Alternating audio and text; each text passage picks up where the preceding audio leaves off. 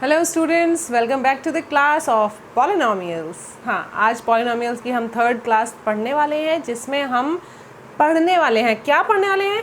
Relationship between zeros and coefficients. जी हाँ, किसी भी पॉलिनोमियल के ज़ीरोज़ और उसके कोएफिशिएंट्स के बीच में क्या रिलेशनशिप होती है, ये हम सीखने वाले हैं। और मोर ओवर अगर मैं आपको बताऊँ तो हम पढ़ने वाले हैं एक क्वाड्रेटिक पॉलिनोमियल के ज़ीरोज़ और कोएफिशिएंट्स के बीच के रिलेशनशिप के बारे में आज। ठीक है, देखिए हम लोग ग्राफिकल रिप्रेजेंटेशन से क्या समझ चुके हैं, ये चीज़ हम जल्दी से रिवाइज कर लेते हैं। हम समझ चुके हैं कि किसी भी पॉलिनोमियल की जितनी डिग्री होगी, ठीक है, जितनी डिग्री होगी उतने ही नंबर ऑफ ज़ीरोज़ होते हैं। ठीक है, मैक्सिमम नंबर ऑफ ज़ीरोज़ उतने ही होंगे जितनी डिग्री होगी। अगर डिग्री 1 है तो उसका एक ही ज़ीरो हो सकता है, अगर डिग्री 2 है तो उसके 2 ज़ीरो हो सकते हैं, अगर 3 है तो 3 हो सकते हैं। इस तरह से आप बता सकते हो, है ना।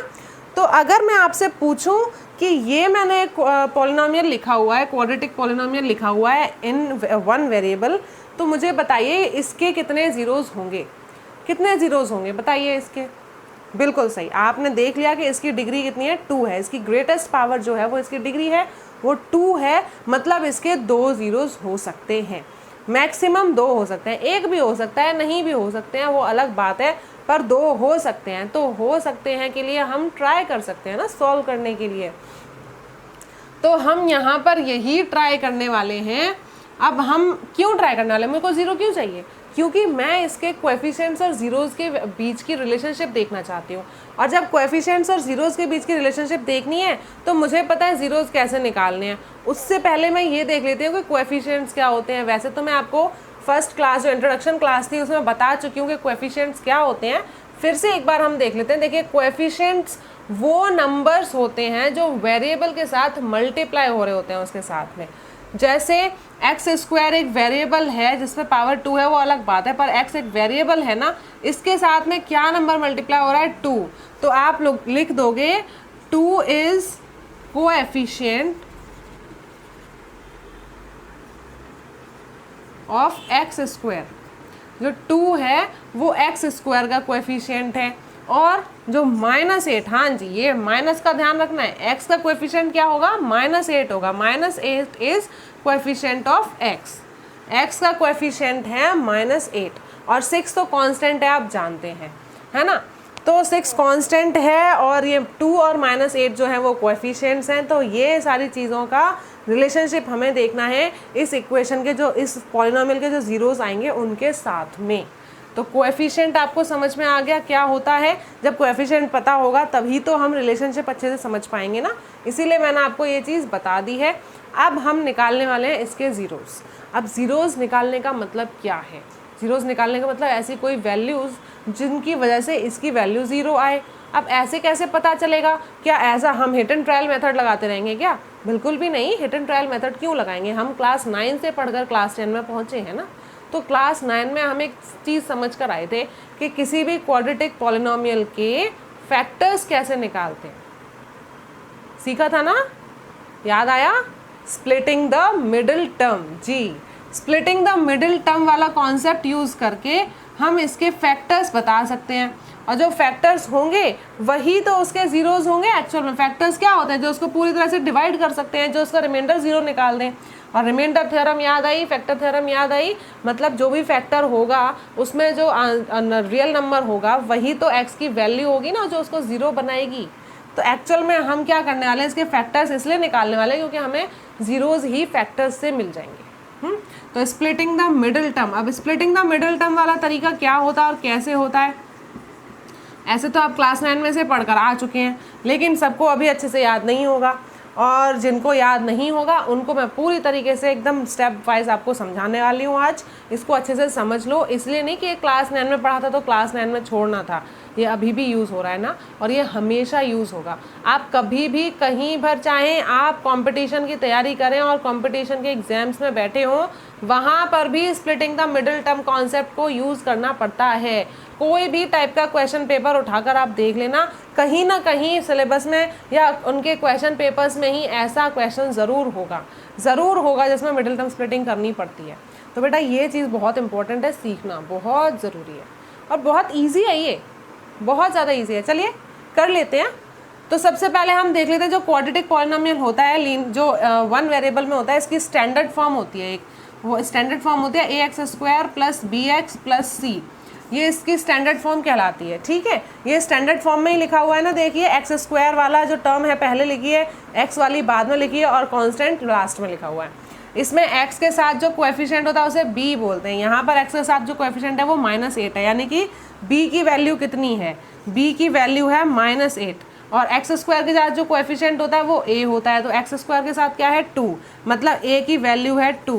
यहाँ पर देख लीजिए जो x² का कोएफिशिएंट है वो पॉजिटिव है और b जो x का कोएफिशिएंट है वो नेगेटिव, यानी कि b की वैल्यू -8 है, और कांस्टेंट जो आपका c है वो क्या है यहाँ पर 6 है। ये तीन चीज़ें हमने देख ली स्टैंडर्ड फॉर्म के अकॉर्डिंग। क्यों हमने देखी हैं ये, क्योंकि अब हम इन्हीं को यूज़ करते हुए स्प्लिटिंग द मिडिल टर्म वाला कॉन्सेप्ट यूज़ करके अपने फैक्टर्स ढूंढेंगे। स्प्लिटिंग द मिडिल टर्म का मतलब क्या होता है, मिडिल यानी कि बीच वाली टर्म है ना, जो आपका पॉलिनोमियल बना है ये टर्म्स से मिलकर ही तो बना है। कितनी टर्म्स है इसमें, 1 2 3, 3 टर्म से मिलकर बना है। तो 3 में से जो बीच वाली टर्म है उसको स्प्लिट करना है, स्प्लिट करके मतलब 2 टुकड़ों में तोड़ना है। ठीक है, ताकि इसके 4 टर्म्स हमें दिखें, फिर हम पेयरिंग करके उसके फैक्टर्स अच्छे से निकाल सकें। तो वो हमें काम करना है। तो उसके लिए हम क्या करते हैं, सबसे पहले हम a को और c को मल्टीप्लाई करके देखते हैं कि क्या होता है। तो a यहाँ पर क्या है आपका 2 और c क्या है 6। तो हमें क्या करना है, यहाँ पर हम करके देख लेते हैं। 2 × 6 करके देखना है, जो होता है आप जानते हैं 12, है ना। 2 मल्टीप्लाई, यहाँ पे देख लीजिए, ये है a, ये है b और ये है c, इसको देखकर चलते हैं। 2 और 6 का मल्टीप्लाई करा तो 12 आया। अब आपको कोई ऐसे 2 नंबर सोचने हैं जिन्हें मल्टीप्लाई करके 12 ही आए, लेकिन उसने प्लस या माइनस करके -8 आना चाहिए। इंटीजर्स हो सकते हैं, इंटीजर्स नेगेटिव भी होते हैं ना, तो प्लस माइनस कुछ भी हो सकता है, और -8 आना चाहिए। उन नंबर्स 2 नंबर्स हो जिनको मल्टीप्लाई करके 12 आए और फिर प्लस या माइनस कुछ भी करके -8 आए। तो ऐसे कौन से 2 नंबर्स होंगे, आपको साफ साफ दिख रहा है कि 2 और 6 को मल्टीप्लाई करके 12 आ रहा है और 2 और 6 को ऐड करके 8 आता है, लेकिन हमें चाहिए -8। तो -8 का क्या मतलब है, अगर 2 भी माइनस का हो जाए और 6 भी माइनस का हो जाए तब तो ये -8 आ जाएगा ना। दोनों नंबर्स माइनस माइनस के होंगे तो साइन तो माइनस का लगेगा, लेकिन नंबर 8 हो जाएगा, ऐड हो जाएंगे, क्योंकि 2 भी नेगेटिव है 6 भी नेगेटिव है, दोनों ही नेगेटिव काम करने निकले हैं, और जब साथ में चले हैं तो फिर ज़्यादा नेगेटिव काम कर रहे हैं, इसलिए दोनों ऐड हो गए और काम नेगेटिव ही हुआ, मतलब माइनस का ही साइन रहा। इस तरीके से आप याद रख सकते हैं कि जब नंबर्स ऐसे माइनस या प्लस के होते हैं तो क्या करना होता है। तो देखिए भाई, दोनों ही एक जैसा काम करने वाले जब एक साथ मिल जाते हैं तो वो वही काम को और ज़्यादा मात्रा में करते हैं। 2 भी माइनस का है 6 भी माइनस का है, दोनों ही उल्टे काम करने वाले लोग मिल गए हैं, तो बढ़ चढ़ के उल्टा काम होगा ना अब। तो इसलिए 2 और 6 जुड़ गए, 8 बन गया, और काम हो रहा है उल्टा ही, मतलब नेगेटिव ही हो रहा है, तो -8 हो गया इसका मतलब। और अगर ये भी देख लीजिए, अगर आप -2 को और -6 को मल्टीप्लाई करोगे, अब दोनों के दोनों मल्टीप्लाई हो जाएंगे तो 12 ही आएगा, और जब सेम साइन एक साथ मल्टीप्लाई होते हैं तो पॉजिटिव हो जाते हैं, है ना। तो यहाँ पर ये +12 भी आपको मिल गया जो चाहिए था, और -8 भी मिल गया जो हमें चाहिए था। और -8 कौन से 2 नंबर से मिलकर बना, -2 और -6 से। मतलब जो हमारा -8 है वो कौन से 2 नंबर्स के लिए स्प्लिट हो जाएगा, -2 और -6 के लिए। तो अब इस इक्वेशन को हम कैसे लिख देंगे, हम देखिए जो फर्स्ट वाली टर्म है 2x² वो वैसे की वैसी लिखी रहेगी। ये जो चीज़ें हमने करके देखी हैं ये सिर्फ बीच वाली टर्म के लिए करके देखी हैं। अगर आपको ये समझ में ना आया हो ना तो इसको 1-2 बार और प्ले करके देखना, आप समझ जाओगे, क्योंकि मैंने पूरी कोशिश की है कि ईजी से ईजी तरीके से आपको बता दूँ ये चीज़। तो देखिए ये 2x² यहाँ पर आ गया, यहाँ पर आ गया 6 पीछे वाला, बीच में जो बचेंगे ये -8 की जगह पर वो -2 और -6 हमें लाना है। तो ये -8x है ना, इसीलिए ये x दोनों के साथ में लग जाएगा, -2x हो जाएगा और -6x हो जाएगा, ये चीज़ हो जाएगी यहाँ पर। -2x था एज इट इज़, ये रहा 6 ये रहा, इस -8x की जगह पर -2x और -6x बन गया। ये -2 और -6 हमने ये पूरा देख कर सोच समझ कर लिखा है। बहुत से ऐसे नंबर्स होंगे जिनको प्लस माइनस कुछ भी करके 8 आ जाएगा, 4 और 4 करके भी आ जाता है, लेकिन ये भी तो देखना है ना कि मल्टीप्लाई करके 12 ही आना चाहिए और वो पॉजिटिव 12 ही होना चाहिए। वो तभी होगा जब दोनों नंबर माइनस के होंगे, तभी मल्टीप्लाई करने पर प्लस बनते हैं, और जब दोनों नंबर माइनस के होते हैं तभी प्लस करके माइनस में ही आंसर रहता है। ठीक है, तो ये सब चीज़ें याद रखनी है। देखिए यहाँ पर कॉन्सेप्ट्स आ रहे हैं इंटीजर्स के, जो आप क्लास 6 में पढ़ लेते हैं, तो भी अब समझ में आ रहा है कहाँ कहाँ के कॉन्सेप्ट्स यूज़ होते हैं जब हम पढ़ते हैं। इसीलिए कहते हैं कि ध्यान से चीज़ को पढ़ लो। ये नहीं है कि हाफ ईयरली या फाइनल हो गए तो क्लास में जो चैप्टर था वहीं का वहीं रह गया, वो पीछे लग जाता है। एक बार जो आपने किताब में चैप्टर पढ़ लिया, फिर वो आगे आप जब तक पढ़ोगे आपके पीछे पीछे चलता रहेगा। इसीलिए अच्छा होगा कि हर चीज़ को अच्छे से संभाल कर पढ़ लो, अच्छे से प्यार से उसे गोद में उठा के रखो, अपनी जेब में रखो, जहाँ भी रखना है रखो, समझ के रखो। तो ये हो गया। अब देखिए हमने स्प्लिटिंग कर ली है, अब हमें क्या करना है, पेयरिंग करनी है। फर्स्ट 2 टर्म्स ये ले ली और लास्ट की 2 टर्म्स हमने ये देख ली। अब इसमें से हमें निकालना है कॉमन। कॉमन में देखिए यहाँ पर क्या है, 2x², यानी कि एक नंबर 2 है और 2x हैं। यहाँ पर एक नंबर 2 है और एक ही x है, तो दोनों के दोनों आप क्या डोनेशन दे रहे हैं, तो कितना कितना मैक्सिमम दे सकते हैं वो लेना है। हाँ जी, मैक्सिमम लेना है, जितना भी मैक्सिमम दे सकते हैं। तो देखिए फर्स्ट वाले ने बोला मेरे पास 2 है तुम ले लो, सेकंड ने बोला हाँ मेरे पास भी है तुम ले सकते हो, तो दोनों का 2 जो है निकल कर बाहर आ गया। ठीक है, अब इस 2x² ने बोला मेरे पास 2x है तुम दोनों x ले सकते हो, पर दूसरे वाले ने बोला कि मेरे पास तो एक ही है, तो ये वाला 2 दे रहा है तो मैं 2 कहाँ से दूंगा, मेरे पास तो एक ही x है। तो बोला गया कि ठीक है तुम्हारे पास एक x है, तो वो एक x हम तुम दोनों में से एक एक x ले लेते हैं। इससे बोल दिया तुम अपना एक x अपने पास रखो। तो आपको इससे क्या समझ में आया कि 2 टर्म से जब कुछ कॉमन निकाला जा रहा है तो जो दोनों के पास हो सकती है ना चीज़, जो दोनों ही दे सकते हैं उतना ही लिया जाता है। दोनों के दोनों एक 2 और एक x दे सकते थे, वो हमने ले लिया। तो इस फर्स्ट वाली टर्म के पास एक x बचा रह गया है ना, और तो कुछ नहीं गया, 2 ले चुके हैं, एक x ले चुके हैं, एक x बच गया, माइनस साइन लगाया। इस 2x के पास कुछ नहीं बचा, इसके जितना था बेचारे ने सब कुछ सब दे दिया है, तो यहाँ पर बचा 1।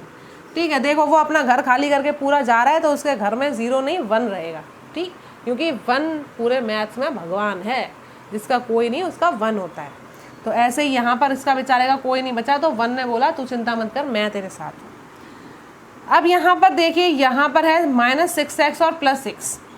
इसमें से आप 6 कॉमन ले सकते हो, साफ साफ आपको दिख रहा है, और तो इसके पास कुछ है ही नहीं जो दे दे, 6 है तो ले सकते हैं।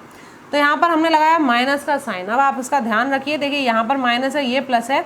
जब पहला वाला माइनस का है तो हम माइनस ले लेंगे और 6 ले लेंगे। ब्रैकेट में बचेगा ये वाला x, और अब ब्रैकेट में यहाँ पर प्लस नहीं बचेगा। ये आपको प्लस दिख रहा है, यहाँ प्लस नहीं लगाएंगे, यहाँ -1 लगाएंगे। क्यों लगाएंगे -1?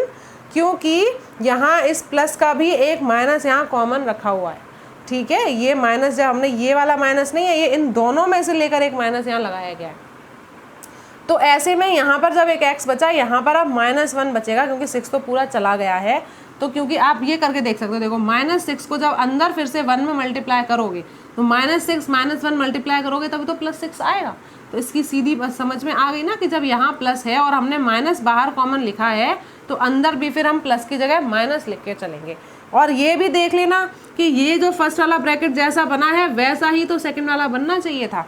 फर्स्ट वाले ब्रैकेट में x-1 है, तो इसमें भी x-1 आना चाहिए था। इसीलिए भी हमने ये इस तरह से समझ के कर लिया, फिर हमें ज़्यादा कन्फ्यूजन नहीं हुआ। मतलब करना तो यही था। अगर कन्फ्यूज़ हो तो ये देख लें कि फर्स्ट ब्रैकेट में जैसा है वैसा ही सेकंड वाले में लाना है, इसीलिए भी हम माइनस लगाएंगे।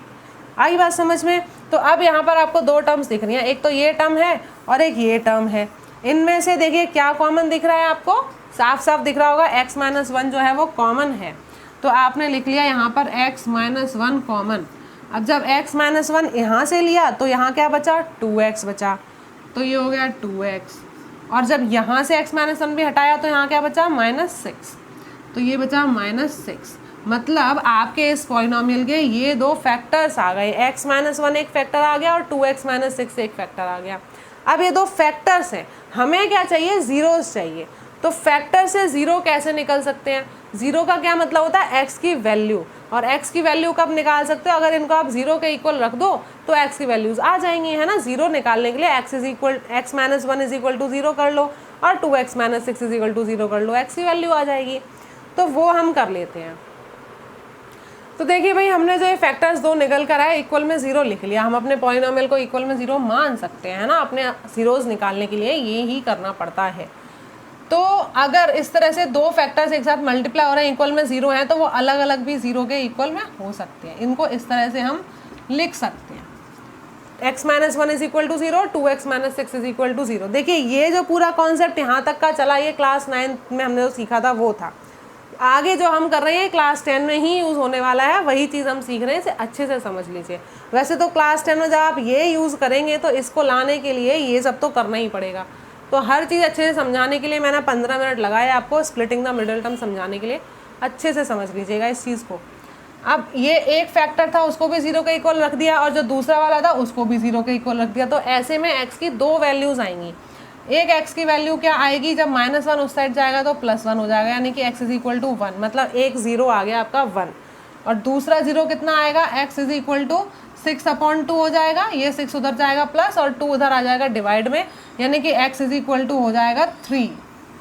तो x की वैल्यू 1 आ गई 3, मतलब इस पॉलिनोमियल के 2x square minus 8x plus 6 के दो जीरोज़ हैं, एक 1 है और एक 3 है, और दो ही हो सकते हैं, दो से ज़्यादा तो हो नहीं सकते क्योंकि इसकी डिग्री 2 है, तो दो ही हो सकते हैं। वो दो जीरोज़ हमने निकाल लिए 1 और 3।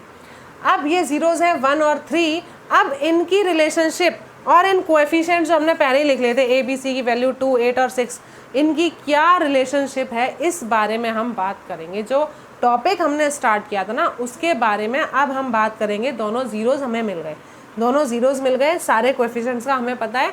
अब इनकी रिलेशनशिप की बात हम कर लेते हैं। देखिए भाई, अब मैंने इस तरह से इसको लिख लिया है, उसके कोएफिशिएंट्स क्या हैं वो एक जगह लिख लिए, जीरोज़ जो हैं वो एक जगह लिख लिए, ठीक है। कोएफिशिएंट्स क्या हैं, a की वैल्यू है 2, b की वैल्यू है -8 और c है 6। तो दो ये कोएफिशिएंट्स, एक कांस्टेंट है इस एक्सप्रेशन में, ये चीज़ें हैं।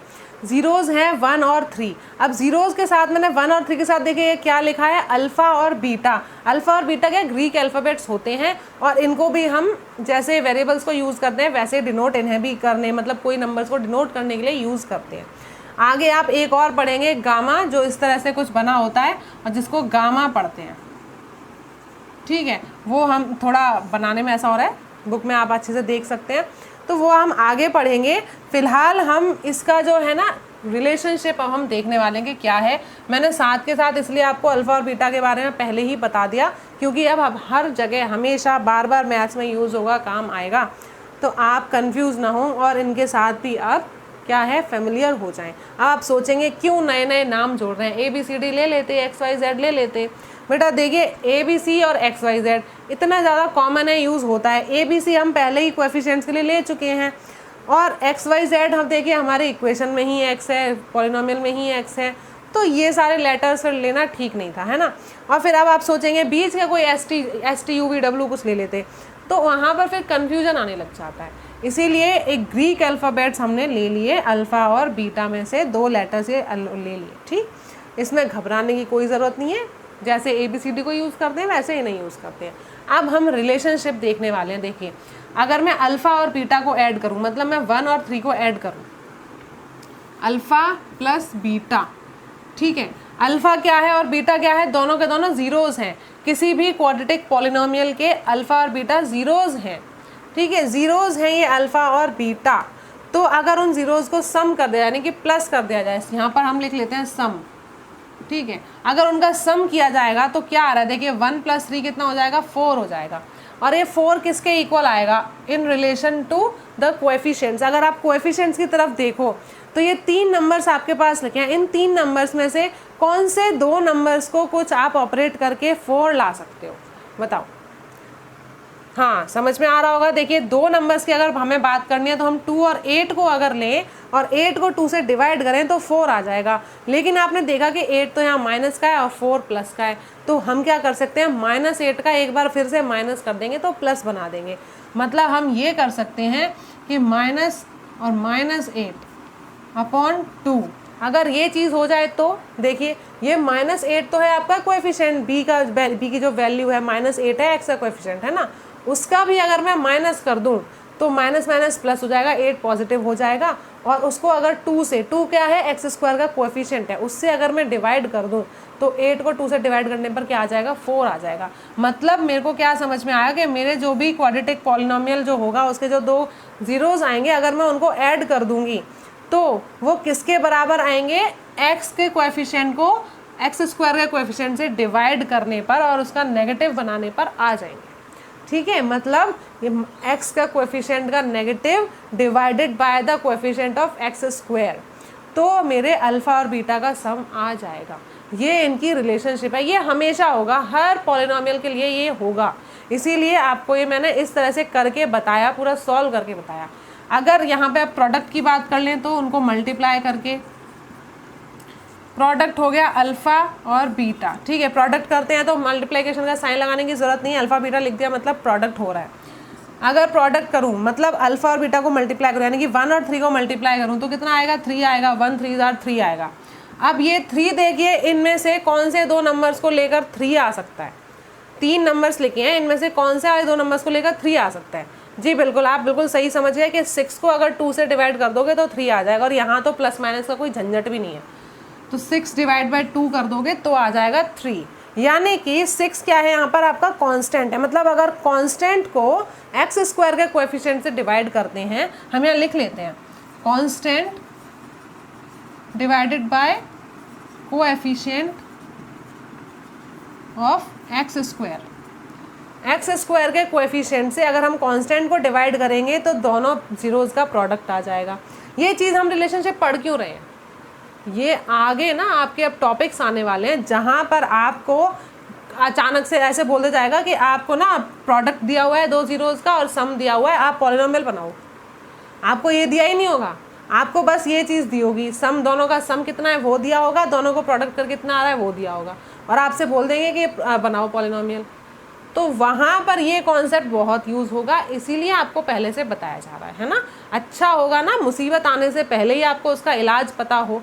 क्या फ़ायदा सांप काट ले और हमें पता ही नहीं है कि इलाज क्या करते हैं, और फिर हम बैठे रहें और कुछ भी हो जाए। और अगर अच्छा होगा ना सांप के काटने से पहले ही हम ये सीख लें कि अगर सांप काटता है तो क्या करना चाहिए, ताकि जब भी अगर कभी ऐसी नौबत आए, भगवान ना करे आए, पर अगर कभी आ गई तो हम उसका इलाज समय पर कर सकें और बच सकें। तो इसीलिए ये सब चीज़ आपको पहले से बताई जा रही है, ताकि आगे जब आए सिचुएशंस, क्वेश्चंस आए तो आपको कोई प्रॉब्लम ना आए। तो देख लीजिए भाई, जब प्रोडक्ट करते हैं ना दोनों जीरोज़ का, तो उसका मतलब है सीधा सीधा वो किसके बराबर आता है, आपका जो भी आपका पॉलिनोमियल होगा उसका कांस्टेंट को अगर एक्स स्क्वायर के कोएफिशिएंट से डिवाइड करते हैं तो उसके प्रोडक्ट के बराबर आता है। और जो उसका एक्स का कोएफिशिएंट है उसका नेगेटिव करते हैं, नेगेटिव आगे लगा दें, negative of coefficient of x और divide by coefficient of x square. देखिए डिवाइड हर बार एक्स स्क्वायर के कोएफिशिएंट से ही करना है, तो ये तो याद ही रहेगा कि डिनोमिनेटर में एक्स स्क्वायर का कोएफिशिएंट ही आना है। अगर एक्स स्क्वायर के साथ कुछ नहीं होता तो हम 1 लिखते, फिर और ज़्यादा ईजी होता। यहाँ पर 2 है तो हमने 2 से डिवाइड कर लिया, अगर 2 नहीं होता 1 होता तो यहाँ पर नीचे डिनोमिनेटर में 1 आता, उसी के अकॉर्डिंग जीरोज़ की वैल्यू भी उसी के अकॉर्डिंग आती। ठीक है, तो अगर दोनों जीरोज़ को सम करते हैं तो फिर किसके इक्वल आता है, कोएफिशिएंट ऑफ एक्स के नेगेटिव को अगर हम कोएफिशिएंट ऑफ एक्स स्क्वायर से डिवाइड कर दें उसके बराबर, और दोनों का प्रोडक्ट आता है किस चीज़ के इक्वल, कांस्टेंट को कोएफिशिएंट ऑफ एक्स स्क्वायर से डिवाइड करने के बाद जो नंबर आएगा वो उनके प्रोडक्ट के बराबर आता है, और ये इसके बराबर आता है। ये है इसकी रिलेशनशिप। ठीक है, अब यहाँ पर आप इनकी जगह में इसको और मैं ब्रीफ में और लिख दूँ, अगर और छोटा बनाकर लिख दूँ, बार बार आप ये लैंग्वेज थोड़ा ना याद रखेंगे, तो हम इसको ऐसे लिख सकते हैं। आप देखिए फाइनल जो हम लिख सकते हैं वो ऐसे लिख सकते हैं कि alpha plus beta will be equal to minus of coefficient of x. X का कोएफिशिएंट क्या होता है, बी होता है, तो minus b upon x square का कोएफिशिएंट क्या होता है, ए, तो अपॉन ए, यानी कि alpha plus beta is equal to minus b upon a होता है, और alpha multiply beta is equal to क्या होता है, constant is c upon x square का कोएफिशिएंट मतलब ए, सी अपॉन ए होता है। मतलब alpha plus beta is equal to minus b upon a and alpha multiply beta is equal to c upon a. ये चीज़ आपने याद रख ली, समझ लिया अच्छे से, तो बस आपको कोई प्रॉब्लम नहीं आएगी। देखिए ये चीज़ याद रखने वाली है, आपको मैंने पूरा प्रूव करके बता दिया ताकि आपको कभी कोई प्रॉब्लम ही ना आए, है ना। जहाँ भी थोड़ा भी कहीं कन्फ्यूजन आने लग जाए तुरंत से एक पॉलिनोमियल लेकर अपने आप करके देख लो, सब समझ में आ जाता है। वैसे तो कोई प्रॉब्लम वाली बात नहीं है, जब प्लस हो रहे हैं तो माइनस बी अपॉन ए है, और जब मल्टीप्लाई हो रहे हैं तो सी अपॉन ए है, सिर्फ इतना याद रखना है। ये बात आपको अच्छे से समझ में आ गई तो मुझे बताइए कि हाँ मैम क्लियर हो गया कि किस तरह से जीरोज और कोएफिशिएंट्स के बीच की रिलेशनशिप है। इसी से रिलेटेड आपके एक्सरसाइज 2.2 के क्वेश्चंस होंगे, आई होप आप उनको अच्छे से कर पाएंगे। लेकिन अगर आपको क्वेश्चंस कोई भी अगर समझ में नहीं आते हैं, डाउट हैं, प्लीज़ मुझे कमेंट कर दीजिए कि हमें ये वाला क्वेश्चन करके बता दीजिए, मैं आपको बता दूँगी। मेरे को यही थोड़ा ख़राब लगता है यार कि आप लोग कभी भी बताते ही नहीं हो कि आपको क्या नहीं आ रहा है, ऐसा लगता है आपको सब कुछ आता है, लेकिन ऐसा तो नहीं होता होगा ना शायद। मतलब कहीं ना कहीं किसी क्वेश्चन में तो डाउट आता है, अगर सब कुछ आ रहा है तो बहुत अच्छी बात है, इससे अच्छा तो कुछ है ही नहीं। लेकिन अगर कहीं भी किसी क्वेश्चन में डाउट आ रहा है बस कमेंट कर दीजिए ना, मैं अगली नेक्स्ट क्लास उसके लिए क्वेश्चन समझा कर आपको दे दूंगी, वीडियो अपलोड कर दूंगी। पर एक बार आप बोलिए तो सही कि हमें क्या नहीं आ रहा है। ये कॉन्सेप्ट था जो मैंने आपको अच्छे से समझा दिया कि जीरोज और कोएफिशिएंट्स के बीच का क्या रिलेशनशिप होता है, इसको अच्छे से समझ लीजिए, ठीक है। देखिए जो ये 1 है, एक्चुअल में हमारे जो फैक्टर्स निकले थे वो क्या निकले थे, x माइनस 1 निकला था और क्या निकला था 2x माइनस 6 निकला था, है ना। 2x माइनस 6 को हम x माइनस 3 भी लिख सकते हैं, तभी तो x की वैल्यू 3 आई है। तो आप क्या कह सकते हो कि x1 क्या है यहाँ पर अल्फा, जो उसके फैक्टर्स होते हैं वो होता है x माइनस अल्फा होता है और x माइनस बीटा होता है। आप ये भी कह सकते हो कि पॉलिनोमियल के ये फैक्टर्स होते हैं। ये थोड़ी एक्स्ट्रा नॉलेज थी, मैंने अभी के लिए बता दी क्योंकि आगे ये भी काम आएगी। यहाँ पर ये हो गया भाई, क्लास हो गई काफ़ी लंबी, मैंने आपको ये चीज़ समझा दी है। आई होप आपको अच्छे से समझ में आएगा और आप अच्छे से सारे क्वेश्चंस को सॉल्व कर पाएंगे। और अगर क्वेश्चन सॉल्व ना कर पाएँ तो आई एम ऑलवेज अवेलेबल, आप कभी भी कमेंट कर दीजिए कि मैम इस एक्सरसाइज में ये क्वेश्चन हमें बता दो, मैं आपको बता दूँगी। हाँ एक और इम्पॉर्टेंट बात, अब मैं समझी आप लोग क्वेश्चन इसलिए भी नहीं पूछते होगे क्योंकि आप क्वेश्चन करके देखते ही नहीं होगे। क्वेश्चन करके देखोगे तो डाउट तो आएगा, और डाउट आएगा तो पूछोगे। बेटा क्वेश्चन सॉल्व करो, कॉन्सेप्ट मैंने पढ़ा दिया, सिर्फ वीडियोस देख देख कर मैथ्स नहीं होती है, आपको अपने हाथ से करके देखना पड़ेगा, लिखना पड़ेगा। क्वेश्चन को सॉल्व करके देखो और ना आए तो फिर उमा मैम को तुरंत कमेंट कर दो, मैम बताएंगे, ठीक है। तब तक के लिए बाय बाय, टेक केयर।